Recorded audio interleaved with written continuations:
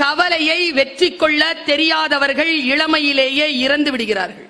45, 42, 50 திடீர்னு இறந்துடுறாங்க. ரொம்ப யோசிச்சு பார்த்தா கவலைகளை வெற்றி கொள்ள தெரியாதவர்கள். இதை சொல்லுகிறார் உளவியல் நிபுணர் டாக்டர் அலெக்ஸ் கேரல். கவலைகளை எப்படி எதிர்கொள்வது இதோ சொல்லி தருகிறேன். இங்க நம்ம கவலைப்படாம இருக்கணும் அப்படின்னாலே அதுக்கே பெரிய பயிற்சி எல்லாம் வேணும், யோக பயிற்சி வேணும். ஏன்னா நம்மள கவலையோட பாக்குறதுக்கு தான் இந்த உலகம் விரும்புது. நாம சிரிச்சிட்டு இருந்தா அவங்க உம்முனாயிடுறாங்க. நீங்க என்ன நினைக்கிறீங்க? நான் ரொம்ப கவலையா இருக்கும்போது ஒரு வேலை செய்வேன். சாக்லேட் இருக்குல்ல, ஸ்வீட், அதை சாப்பிட்டீங்கன்னா ஸ்ட்ரெஸ் குறையும். அதனாலதான் நாம ஜெயிக்கும் பொழுது அடுத்தவங்களுக்கு ஸ்வீட் கொடுக்கிறது.